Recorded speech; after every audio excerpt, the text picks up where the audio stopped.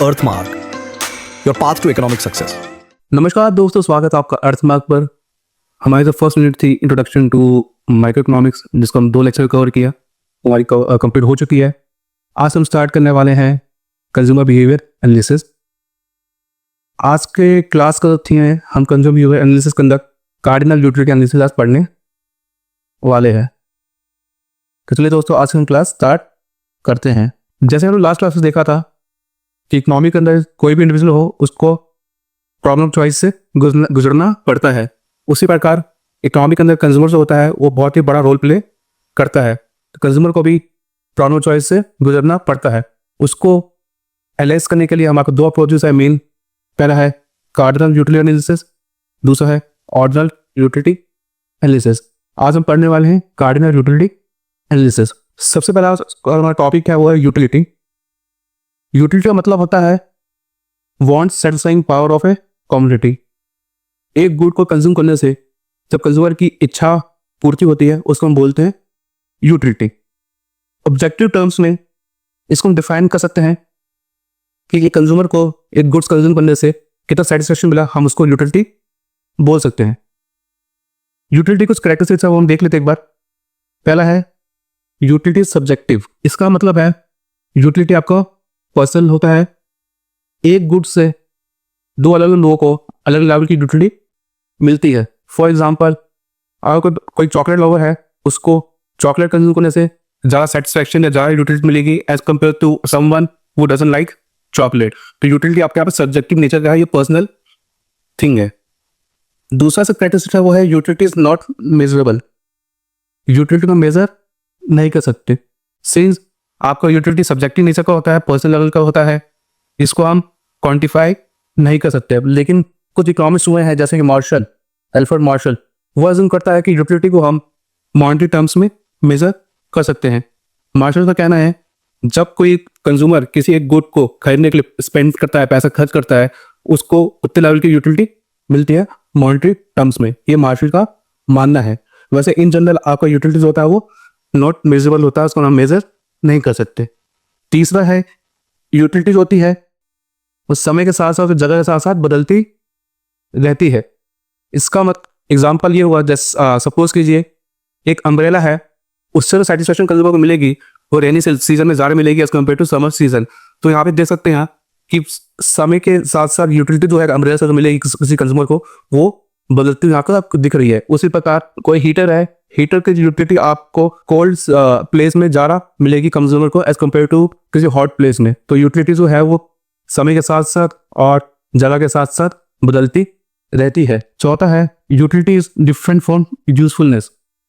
अगर किसी गुड्स को कंज्यूम करने से किसी कंज्यूमर को यूटिलिटी मिल रही है, इसका मतलब ये नहीं कि वो गुड यूजफुल है। एग्जाम्पल के तौर पर स्मोकिंग जो है वो हार्मफुल है सोसाइटी के लिए, बट जो कंज्यूमर स्मोक करता है उसको उस गुड से यूटिलिटी मिलती है। लेकिन इसका ये नहीं क्या मतलब हुआ कि वो जो गुड है वो हमारे समाज के लिए यूजफुल है। तो यूटिलिटी का आप यूजफुलनेस से आप लिंक नहीं कर सकते। यूटिलिटी मिल रही है किसी गुड्स को कंज्यूम करने से, इसका मतलब ये नहीं कि वो गुड आपका सोसाइटी के लिए यूजफुल है। तो utility is different from usefulness. तो ये था आपकी यूटिलिटी डेफिनेशन और यूटिलिटी कुछ कैरेक्टरिस्टिक्स। नेक्स्ट है कार्डिनल यूटिलिटी अप्रोच। आज का हमारा पूरा जो लेक्चर है वो कार्डिनल यूटिलिटी अप्रोच के ऊपर बेस्ड है। तो कार्डिनल यूटिलिटी अप्रोच अज्यूम करता है यूटिलिटी को हम मेजर कर सकते हैं। कार्डिनल यूटिलिटी अप्रोच कहता है कि हम यूटिलिटी को मेजर कर सकते हैं, क्वांटिफाई कर सकते हैं कि एक कंज्यूमर को एक गुड कंज्यूम करने से कितनी सेटिस्फेक्शन मिली, हम उसको काउंट या क्वांटिफाई कर सकते हैं। मार्शल जो है, अल्फ्रेड मार्शल, उन्होंने कहा है कि यूटिलिटी को मेजर कर सकते हैं मॉनेटरी टर्म्स में।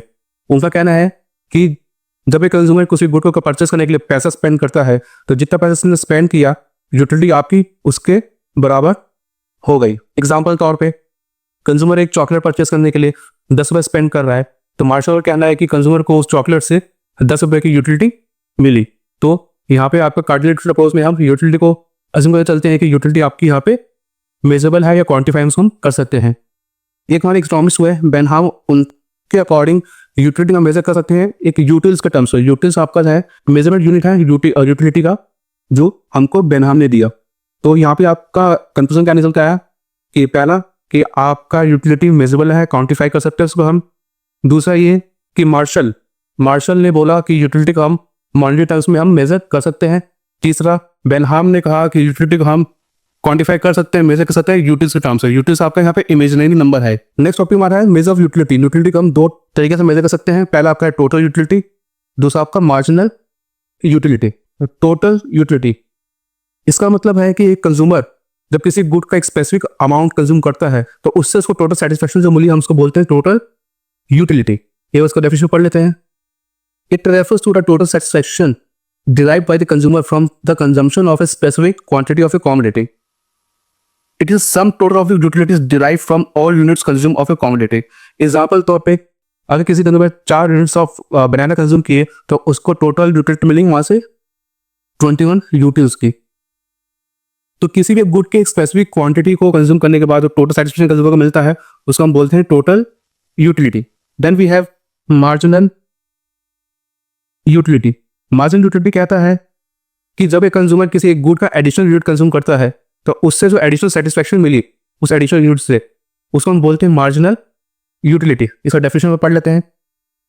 It refers to the additional utility derived from the consumption of an additional unit of a commodity. It is a change in total utility by consuming one more unit of a good.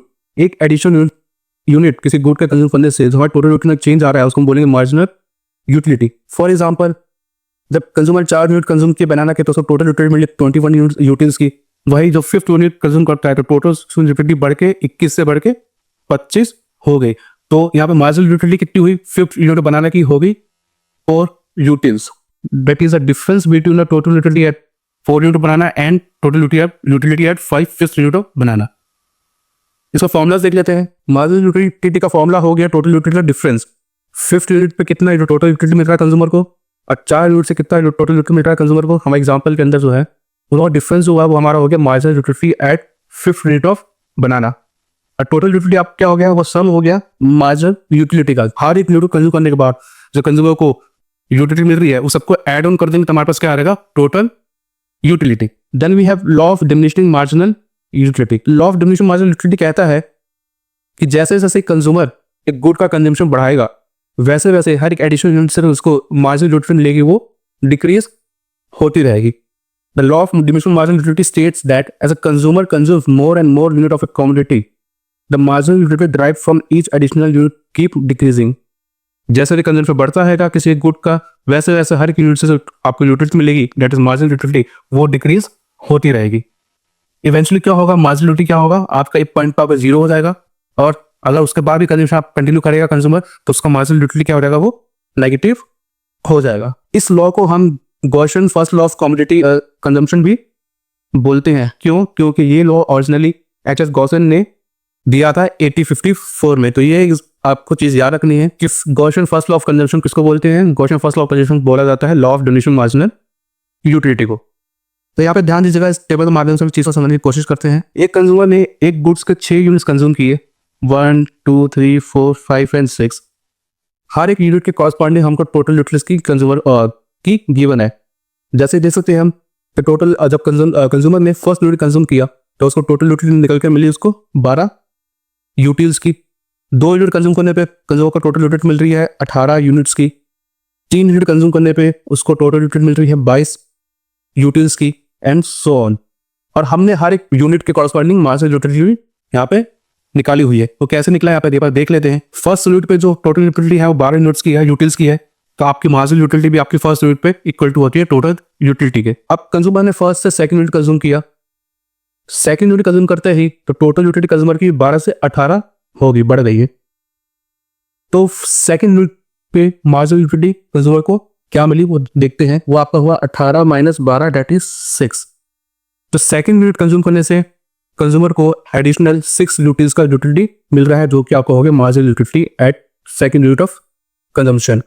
और वही जब consumer third unit consume करता है तो उसकी total utility बढ़ के 18 से 22 हो गई। तो थर्ड यूनिट कंज्यूम करने से कंज्यूमर को मार्जिनल यूटिलिटी कितनी मिली? वो मिली 22 - 18 इक्वल टू 4। कंज्यूमर को 4 यूटिल्स ऑफ यूटिलिटी मिल रही है थर्ड यूनिट कंज्यूम करने से। तो it means marginal utility at third unit of consumption क्या होगी यहाँ पे? 4। इसी प्रकार हमने हर पॉइंट पे मार्जिनल यूटिलिटी निकाली है। हमने इस डेटा को ग्राफ पे प्लॉट किया। यहाँ पर देख सकते हैं आपका येलो वाला जो ग्राफ है वो आपका है टोटल यूटिलिटी, जो ब्लैक वाला डॉटेड लाइन्स है वो है आपके मार्जिनल यूटिलिटी। फर्स्ट पॉइंट पे, फर्स्ट यूनिट ऑफ कंजम्पशन पे आपका टोटल यूटिलिटी और मार्जिनल यूटिलिटी दोनों सेम है, यहाँ पे आप देख सकते हैं। और जैसे जैसे कंजम्पशन बढ़ रहा है टोटल यूनिट आपका वहाँ पे बढ़ते हुए दिख रहा है। फर्स्ट यूनिट पे आपका 12 यूनिट्स का, सेकंड यूनिट में 18 था, थर्ड यूनिट का आपका 22 था एंड सो ऑन। और जैसे जैसे आपका कंजम्पशन आपका बढ़ रहा है वैसे वैसे आपका मार्जिनल यूटिलिटी जो है वो डिक्रीज हो रहा है, जो आपका law of diminishing marginal utility कहता भी है। इस पूरे स्लाइड में आपका इंपॉर्टेंट पॉइंट्स क्या निकले? पहला तो ये है कि जब आपका मार्जिनल यूटिलिटी आपका पॉजिटिव है, जो कि आपका यहाँ पर टेबल में दे सकते हैं 12 से लेके 2 तक, जो कि फर्स्ट यूनिट से लेके आपका फोर्थ यूनिट तक आपका मार्जिनल यूटिलिटी आपका पॉजिटिव है।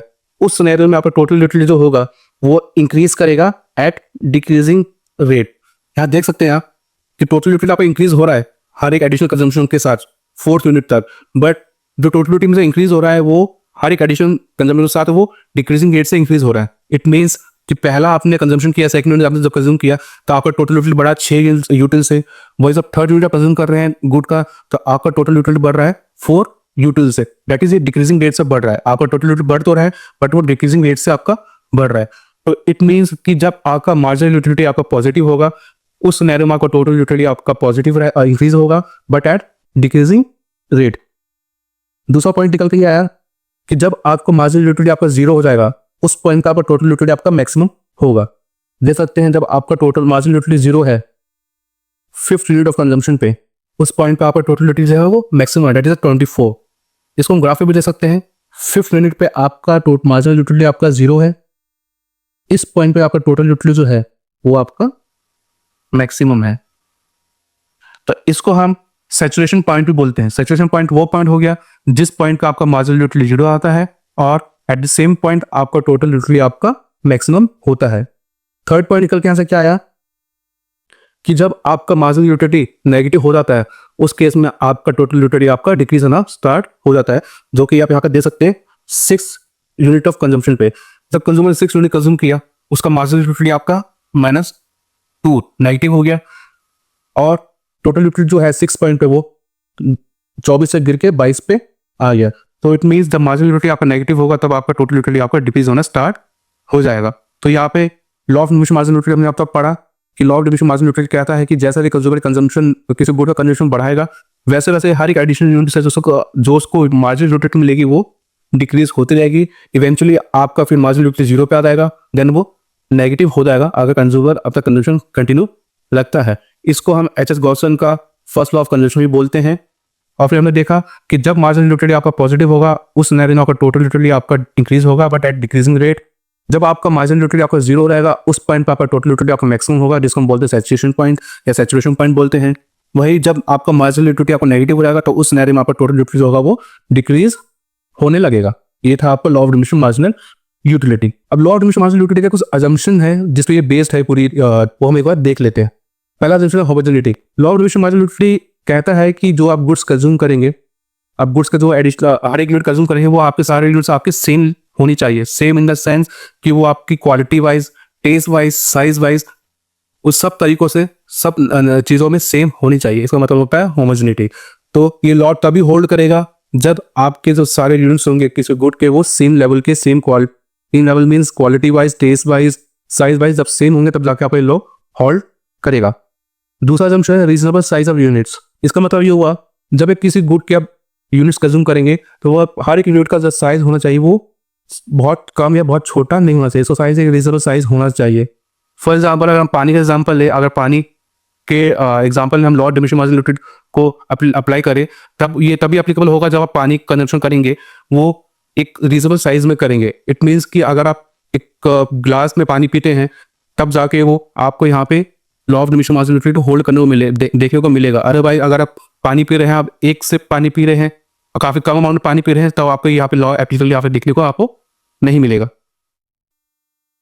दूसरा है कंसिस्टेंसी। इसका मतलब है कि जब ये लॉ तभी एप्लीकेबल होगा जब आपके गुड्स का प्राइस, इनकम, टेस्ट, प्रेफरेंसेस वो सब सेम होंगे कंजम्पशन के दौरान, तभी जाकर आपका ये लॉ आपका एप्लीकेबल होगा। चौथा है कंटिन्यूटी। कंटिन्यूटी का मतलब है कि जब आप कंजम्पशन करेंगे एक गुड के डिफरेंट यूनिट्स का तो उसके बीच ज़्यादा टाइम गैप या टाइम लैग यहाँ पे नहीं होना चाहिए। आपका कंजम्पशन होना चाहिए वो थ्रू आउट होना चाहिए, इसमें टाइम गैप यहाँ पर देखने को नहीं मिलना चाहिए। फॉर एग्जाम्पल पानी, अगर हमने एग्जाम्पल लिया, अगर पानी के कंजम्पशन में आप law of diminishing marginal utility देखना चाहते हैं, देखना चाहेंगे, तो ये तभी एप्लीकेबल होगा जब आप पानी कंजम्पशन करेंगे कंटिन्यूअस। ऐसा नहीं कि आपने आज 1 गिलास पानी पिया, देन आपने कल 1 गिलास पानी पिया, देन परसों आपने 1 गिलास पानी पिया, तो उस केस में आपको ये लॉ देखने को नहीं मिलेगा। तो आपका पानी कंजम्पशन आपका कंटिन्यूस होना चाहिए। जैसे आपने अभी पिया, देन आपने फिर दोबारा 1 गिलास पानी पिया, फिर से 1 गिलास पानी पिया, तब जाकर आपको यहाँ पे लॉ देखने को मिलेगा कि यहाँ पे लॉ यहाँ पे अप्लाई हो रहा है। इट मीन्स कि जैसे आप 1 गिलास पानी पीते रहेंगे, पानी कंजम्पशन करते रहेंगे, वैसे वैसे आपका जो यूटिलिटी है, मार्जिनल यूटिलिटी जो है, यूटिलिटी जो हर गिलास के साथ जो मिलेगा आपको, डिक्रीजिंग होता हुआ आपको दिखेगा। अदरवाइज आपको यहाँ पे लॉ देखने को नहीं मिलेगा। चौथा है रैशनैलिटी। रैशनैलिटी का मतलब है कि जो कंज्यूमर जो है वो रैशनल होना चाहिए, वो डिसीजन ले, लॉजिकल डिसीजन ले अपने सेटिस्फेक्शन को मैक्सिमाइज करने के लिए। सिंपली इसका मतलब यह है कि जो कंज्यूमर जो गुड्स कंज्यूम करेगा वो रैशनल होना चाहिए और उसका मेंटल कंडीशन भी स्टेबल होना चाहिए वाइल कंज्यूमिंग। तो ये थे कुछ आपके अजम्पशन जिस पे बेस्ड था आपका law of diminishing marginal utility. ये लॉ सब चीज़ों पे एप्लीकेबल नहीं है, कुछ गुड्स के कंजम्पशन पे ये लॉ एप्लीकेबल नहीं है, जिसको बोलते हैं exception of law of diminishing marginal utility. ये कि ये लॉ किस गुड्स पे या कौन से गुड्स का कंजम्पशन के दौरान ये लॉ आपका होल्ड नहीं करेगा। पहला है हॉबीज। अगर कोई कंज्यूमर अपनी हॉबीज परस्यू करता है तो उस केस में ये आपके लॉ एप्लीकेबल नहीं होगा। हॉबीज कुछ हो सकती है, गिटार बजाना, रीडिंग और आपका पोएट्री लिखना, तो उस केस में आपका ये लॉ एप्लीकेबल नहीं होगा। इट मीन्स कि हॉबीज के केस में जो कंज्यूमर अपनी हॉबीज परफॉर्म करेगा, तो जैसे वो अपनी हॉबीज का कंजम्पशन बढ़ाता रहेगा, वैसे वैसे उसकी यूटिलिटी जो है हर एक यूनिट के साथ यहाँ पे आपको डिक्रीज देखने को नहीं मिलेगा। ड्रंकर्ड्स जो लिकर कंज्यूम करते हैं या जो स्मोकिंग करते हैं, उनके केस में भी ये आपका लॉ एप्लीकेबल नहीं है। उनको हर एक यूनिट के कंज्यूम के साथ साथ यूटिलिटी यहाँ पे उनकी कम नहीं होती, उनकी सेटिस्फेक्शन लेवल बढ़ता रहता है हर एक यूनिट के कंजम्पशन के साथ। उनके केस में, ड्रंकर्स के केस में, माइजर्स के केस में भी आपको चीज़ें देखने को मिलती है कि यहाँ भी वहाँ भी ये लॉ एप्लीकेबल नहीं होता। म्यूजिक, पोइट्री, उनके केस में भी आपका यहाँ पे law of diminishing marginal utility hold नहीं करता। रीडिंग के केस में भी आपका law of diminishing marginal utility hold नहीं करता। तो ये था वो concept law of diminishing marginal utility. अब हम देखते हैं कि कार्डिनल यूटिलिटी एनालिसिस के थ्रू कंज्यूमर इक्विलिब्रियम कैसे और कहाँ अटेन करता है। ऐसे मतलब कंज्यूमर इक्विलिब्रियम का मतलब क्या हो, सबसे पहले इसे लेते हैं। कंज्यूमर इक्विलिब्रियम एक सिचुएशन है जहाँ पे कंज्यूमर को मैक्सिमम सेटिस्फेक्शन मिलता है अपने इनकम को स्पेंड करने से। जैसे मैंने आपके फर्स्ट लाइन बताया था कि कंज्यूमर को भी ये प्रॉब्लम चॉइस से गुजरना पड़ता है।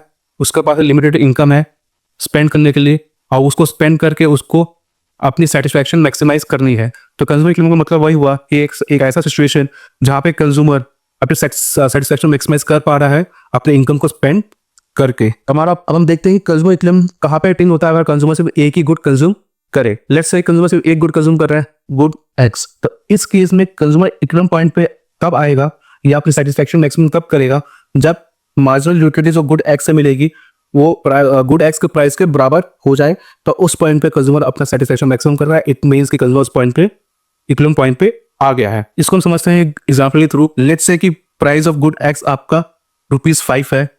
इस टेबल पे देखिए कंज्यूमर के पास 5 यूनिट्स है, 1 2 3 4 5 यूनिट्स है आपकी गुड एक्स की। हर एक यूनिट कॉरस्पॉन्डिंग आपको मार्जिनल यूटिलिटी दे रखी है। तो इट मीन्स कि फर्स्ट यूनिट अगर कंज्यूमर कंज्यूम करता है तो उसको 8 यूटिल्स की मार्जिनल यूटिलिटी मिलेगी। सेकंड यूनिट कंज्यूम करेगा तो उसको 6 यूटिल्स की मार्जिनल यूटिलिटी मिलेगी एंड सो ऑन। तो वन गुड के केस में इक्विलिब्रियम पॉइंट पे कंज्यूमर कब आएगा, जब उसका मार्जिनल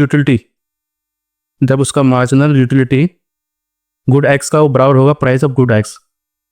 तो इस पॉइंट पे देख सकते हैं कि थर्ड यूनिट पे तो मार्जिनल यूटिलिटी जो है गुड एक्स की वो प्राइस ऑफ गुड एक्स के बराबर है, दैट्स 5। तो हम कह सकते हैं कि वन गुड के केस में इस एग्जांपल में कंज्यूमर इक्विलिब्रियम पॉइंट पे है जब वो थर्ड 3 यूनिट कंज्यूम करेगा गुड एक्स की। इसको हम ग्राफिकली दे सकते हैं। हमने यहाँ पे मार्जिनल यूटिलिटी ड्रॉ किया है, जो आपका येलो कलर का लाइन है ये आपका मार्जिनल यूटिलिटी है। आपका प्राइस थ्रू आउट कॉन्स्टेंट है, हर यूनिट का प्राइस 5 है। ये आपकी प्राइस लाइन होगी ये ब्लैक वाली, जहाँ पे वो इंटरसेक्ट करके इस पॉइंट पे थर्ड यूनिट पे, तो उस पॉइंट पे कंज्यूमर आपका इक्विलिब्रियम पॉइंट पे आ गया। तो वन गुड के केस में कंज्यूमर इक्विलिब्रियम पॉइंट पे तब आएगा जब आपका मार्जिनल यूटिलिटी बराबर होगा प्राइस ऑफ गुड के।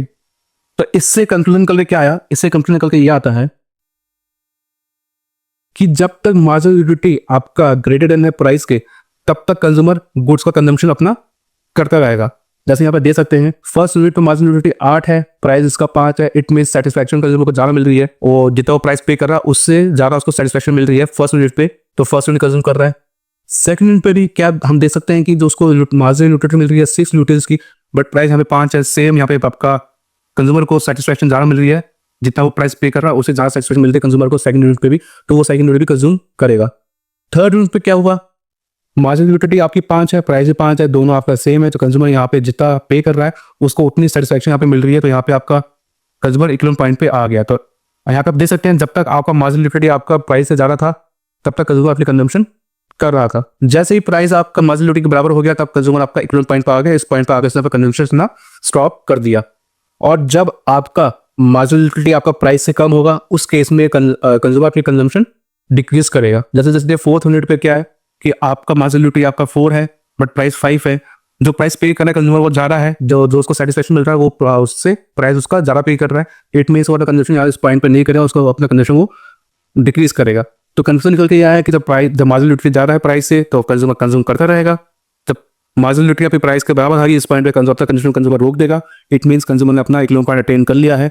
वही अगर मार्जिनल यूटिलिटी आपका प्राइस से कम है तो उस पॉइंट पे कंज्यूमर अपना कंजम्पशन डिक्रीज करेगा। तो ये था कि जब कंज्यूमर सिर्फ एक गुड कंज्यूम करता है तो उस केस में कंज्यूमर अपना इक्विवेलेंट पॉइंट कहाँ पे अटेन करता है, ये हमने यहाँ पे देख लिया। अब दूसरा केस है कि let's say consumer 2 goods consume करता है, तो उस केस में उस सिनेरियो में कंज्यूमर इक्विवेलेंट पॉइंट कैसे अटेन करेगा वो हम एक बार देख लेते हैं। Let's say consumer 2 goods consume कर रहे हैं, good X and good Y, तो उस केस में कंज्यूमर इक्विवेलेंट पॉइंट में तब आएगा जब वो law of equi marginal utility hold करेगा।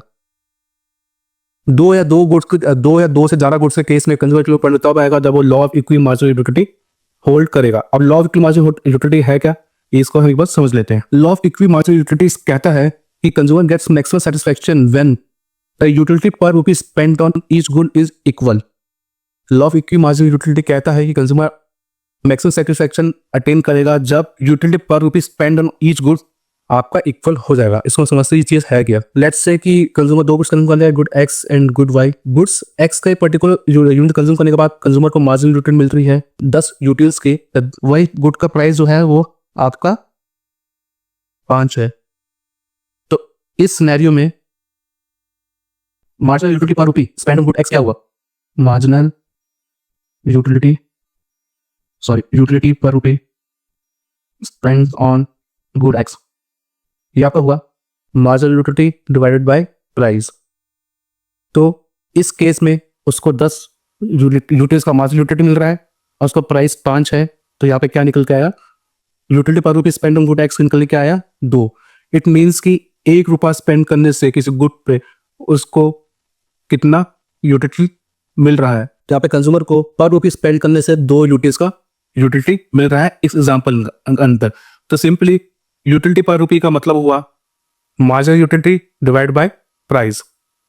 यूटिलिटी पर रुपी स्पेंड का मतलब हुआ marginal utility divide by price. Consumer 2 good के केस में तब इक्विवेलेंट पॉइंट पे आ जाएगा जब दोनों गुड्स पे स्पेंड किया हुआ पैसा, that is utility per rupee spend on good x और utility per rupee spend on good Y, आपका इक्वल हो जाएगा। उस केस पे उस पॉइंट पे कंज्यूमर आपका इक्विवेलेंट पॉइंट पे आ जाएगा।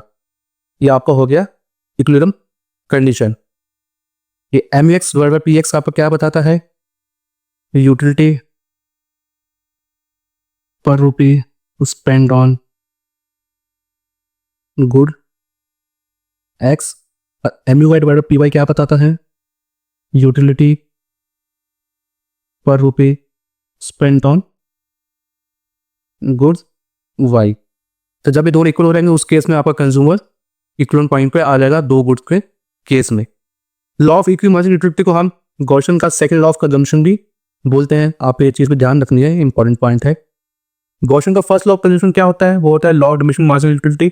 गॉसियन का सेकंड लॉ ऑफ कंजम्पशन क्या होता है, वो होता है law of equi marginal utility. तो आपने देख लिया कि कंडीशन क्या हुई इक्विवेलेंट पॉइंट की, तब कंज्यूमर 2 गुड्स कंज्यूम करता है, मतलब इस कंडीशन को हम 2 गुड्स से ज्यादा केस में भी हम एक्सटेंड कर सकते हैं, जनरलाइज कर सकते हैं।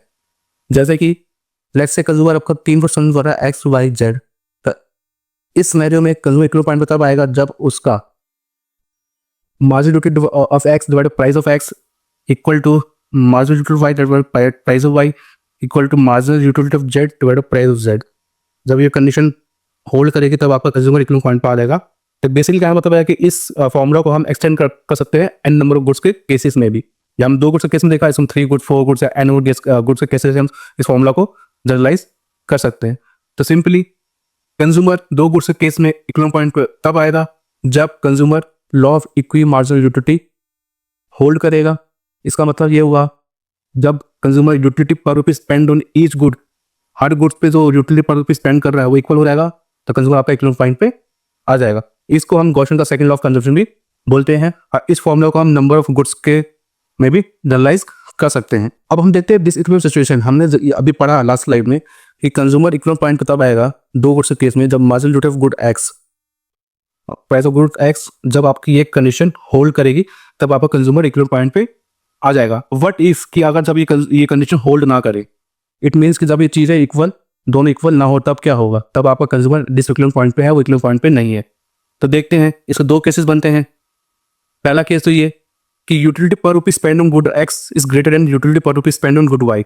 जब आपका MUS divide by PS greater than MUY divide by PY के, तब क्या होगा। इसका मतलब ये हुआ कि कंज्यूमर को गुड एक्स से ज्यादा सेटिस्फेक्शन मिल रहा है as compare to good Y. तो इस केस में क्या करेगा कंज्यूमर, गुड एक्स का कंजम्पशन वो बढ़ा देगा, क्योंकि उससे गुड एक्स से ज्यादा सेटिस्फेक्शन मिल रहा है as compare to good Y. तो अपना गुड का कंजम्पशन बढ़ाएगा वो, अब गुड वाई का कंजम्पशन वो कम करेगा। अब जैसे जैसे गुड एक्स का कंजम्पशन बढ़ाएगा वैसे वैसे उसकी मार्जिनल यूटिलिटी जो है गुड एक्स की वो कम होती रहेगी, गिरती रहेगी। और जैसे जैसे वो गुड वाई का कंजम्पशन घटाएगा वैसे वैसे उसकी मार्जिनल यूटिलिटी जो है गुड वाई की वो बढ़ती रहेगी। तो इस केस में क्या होगा, आपका एमयूएक्स आपका घट रहा है क्योंकि कंजम्पशन बढ़ रहा है एक्स का, प्राइस आपका कांस्टेंट है, प्राइस का चेंज नहीं आया, तो ये पूरा रेशियो क्या हो गया, वो कम हो जाएगा। वही दूसरी तरफ आपका एमयूवाई आपका बढ़ रहा है और प्राइस आपका वाई का कांस्टेंट है, तो ये पूरा रेशियो आपका बढ़ जाएगा। तो इनिशियली क्या था, आपका एमयूएस डिवाइड पीएस आपका जा रहा था एमयूवाई डिवाइड पीवाई से। जैसे कंज्यूमर का कंजम्पशन बढ़ाया अपना गुड एक्स का, वैसे वैसे ये रेशियो जो हो गया वो आपका कम होने लगा और ये रेशियो आपका बढ़ने लगा। तो इवेंचुअली क्या होगा, कंज्यूमर ये तब तक करता आएगा जब तक वो इस पॉइंट पे आ ना जाए। तो इस सम को क्या कंक्लूजन निकल के मिला, देखने को मिला सॉरी, कि जब आपका utility per rupees spend on good x greater than utility per rupees good Y होगा, उस केस में कंजम्पशन जो होगा गुड एक्स का कंज्यूमर बढ़ाएगा और गुड वाई का कंजम्पशन घटाएगा। जैसे जैसे कंज्यूमर करता रहेगा वैसे वैसे उसका जो एमएक्स है, मार्जिनल यूटिलिटी गुड एक्स में मिलेगा वो कम होता रहेगा और वो पूरा रेशियो जो है वो कम हो जाएगा। और दूसरी तरफ मार्जिनल यूटिलिटी तो मिलेगी गुड वाई से, वो बढ़ती रहेगी और उसको पूरा रेशियो होगा एमयूवाई डिवाइड बाय पीवाई वो बढ़ता आएगा और इवेंचुअली कंज्यूमर इक्विवेलेंट पॉइंट पे आ जाएगा। ये दूसरा केस ये है कि जब आपका MUX divide by PS less than है एमयूवाई डिवाइड बाय पीवाई के, तो उस केस में क्या होगा, यहाँ पर देख सकते हैं आपका एमयूवाई डिवाइड बाय पीवाई पर ज्यादा है एमयूएक्स डिवाइड बाय पीएक्स है। इट मींस कंज्यूमर को गुड वाई से ज्यादा सेटिस्फेक्शन मिल रही है as compare to good X. तो कंज्यूमर क्या करेगा, गुड वाई का कंजम्पशन बढ़ाएगा अपना और गुड एक्स का कंजम्पशन कम करेगा। जैसे जैसे गुड वाई का कंजम्पशन बढ़ाएगा वो आपको मार्जिनल यूटिलिटी ऑफ वाई से मिलेगा वो कम होगा, प्राइस आपका कांस्टेंट है, तो ये रेशियो आपका डिक्रीज हो जाएगा। वही दूसरी तरफ जैसे कंजम्पशन बढ़ाएगा अपने कम करेगा गुड एक्स का, उसका मार्जिनल यूटिलिटी गुड एक्स जो है वो बढ़ जाएगा, प्राइस इसका कांस्टेंट है तो ये आपका बढ़ जाएगा। तो ये रेशियो आपका बढ़ने लगेगा, ये रेशियो आपका घटने लगेगा, इवेंचुअली कंज्यूमर इक्विवेलेंट पॉइंट पर आ जाएगा। इस पॉइंट पे इवेंचुअली कंज्यूमर आ जाएगा। तो जब आपका utility per rupee spend on good Y greater than utility per rupee spend on good X, उस केस में कंजम्पशन बढ़ाएगा कंज्यूमर गुड वाई का और गुड एक्स का कंजम्पशन डिक्रीज करेगा और ये तब तक करता रहेगा जब तक वो इक्विवेलेंट पॉइंट पे ना आ जाए। तो हमने इस स्लाइड में देखा कि कंज्यूमर जब इक्विवेलेंट पॉइंट अटेंड नहीं करता तो वो इक्विवेलेंट पॉइंट की तरफ मूव कैसे करता है, उसके पीछे हमने लॉजिक यहाँ पे देख लिया कि क्यों होता है, वो कैसे अटेंड करता है इक्विवेलेंट पॉइंट को। तो आज की क्लास हमने देखा कार्डियन यूटिलिटी हमने पढ़ा एनालिसिस, उसने देखा हमने law of diminishing marginal utility क्या होता है, फिर हमने पढ़ा consumer equivalent in case of one good हमने देखा, देन हमने अभी पढ़ा consumer equivalent in case of two goods, जिसको हम जनरलाइज कर सकते हैं नंबर ऑफ गुड्स के केसेस में भी कर सकते हैं। तो ये था आज का क्लास। आज की क्लास में हमने कार्डियन यूटिलिटी एनालिसिस हमने कंप्लीट कर लिया है। अब जब देखते हैं इस टॉपिक से, इस पर्टिकुलर टॉपिक से पास्ट ईयर में कितने क्वेश्चंस आए, क्या कौन से क्वेश्चंस आए, हम उस पर भी नजर मार लेते हैं। पहला क्वेश्चन जो है वो है ये क्वेश्चन 2018 में आया था। ये क्वेश्चन कहता है कंज्यूमर इकोनॉमी की कंडीशन क्या होगी दो गुड्स के केस में। जब हमने पढ़ा, जस्ट पढ़ा हमने, वो होती है ये कहता है utility per rupee spent on good X is equal to utility per rupee spent on good Y. इसको हम बोलते हैं M U X divide by T X, इसको हम बोलते हैं M U Y divided by P Y. ये था आपका सवाल। इस क्वेश्चन का आंसर था option C. Simple question, direct question था, उसमें ज़्यादा कुछ करने को था नहीं। सेकंड क्वेश्चन जो है जो 2023 में क्वेश्चन आया था हमारा, सेकंड क्वेश्चन जो है वो कहता है कि law of equi marginal utility से कौन सी गिवन स्टेटमेंट डिराइव की जा सकती है। Law of equi marginal utility क्या बोलता है? वो बोलता है दो गुड्स के केस में the marginal utility of good X divide of price of X is equal to marginal utility of Y divide of price of Y. इस पॉइंट पे कंज्यूमर इक्विलिब्रियम पॉइंट पे होता है। तो इस कंडीशन से नीचे दिए हुए स्टेटमेंट से कौन सी स्टेटमेंट ड्राइव हो सकती है वो हम जरा देख लेते हैं। पहला स्टेटमेंट है कि marginal utility of first commodity purchase should be equal to marginal utility of income. नहीं, ये ऐसा कुछ नहीं कहता आपका, ये रॉ, तो ये आपका ऑप्शन गलत हुआ। ऑप्शन सी पे नजर मारते हैं, ऑप्शन सी कहता है कि marginal utility of cheapest commodity should be equal to marginal utility of income, ऐसा कुछ नहीं बोलता वो। ऑप्शन डी कहता है marginal utility of the most expensive commodity should be equal to marginal utility of income, ऐसा कुछ नहीं बोलता। कि आपको तीन ऑप्शन गलत है। ऑप्शन बी जो है इस पर ध्यान दीजिएगा, कहता है marginal utility of all the commodity should be equal to each other. ये आपका इससे ड्राइव हो सकता है व्हेन, अगर मैं अज्यूम करूं कि P S equal to P Y है, अगर मैं इसको ये ले मान के चलूं, उस केस में क्या होगा, आपकी मिलेगा M S divide by M U Y. तो हाँ, जब आपके सारे गुड्स का प्राइस सेम होगा उस सिनेरियो में आपको ये कंडीशन देखने को मिलेगी। मार्जिनल यूटिलिटी जो होगा हर कमोडिटी का वो इक्वल टू होगा एक दूसरे के। तो ये कब पॉसिबल है? जब आपका प्राइस होगा when price of all goods are same, price of all goods are same. इस केस में आपको ये कंडीशन देखने को मिलेगा। तो सो इस क्वेश्चन का ऑप्शन आंसर क्या हुआ? Option B. तो दोस्तों, हमने पास्ट ईयर का जो पेपर देखा था उसमें इस पर्टिकुलर टॉपिक से हमको दो ये क्वेश्चन देखने को मिले हैं। कंज्यूमर बिहेवियर एनालिसिस जो है बहुत बड़ा टॉपिक है, उसका एक छोटा सेक्शन आज हमने पढ़ा जिससे हमको दो क्वेश्चन पास्ट ईयर में देखने को मिले हैं। इसका मतलब ये नहीं कि टॉपिक इंपॉर्टेंट नहीं है, टॉपिक काफी इंपॉर्टेंट है। इस टॉपिक से क्वेश्चन आते हैं, इस टॉपिक से क्वेश्चन आपको एग्जाम में देखने को मिलते हैं। तो आज की क्लास यहीं पे खत्म होती है। नेक्स्ट क्लास में हम अपना कंज्यूमर बिहेवियर एनालिसिस का प्रैक्टिस करते हुए ऑर्डिनल यूटिलिटी एनालिसिस वाला टॉपिक हम पढ़ेंगे। तो चलिए दोस्तों, मिलते हैं आपसे हम नेक्स्ट क्लास में।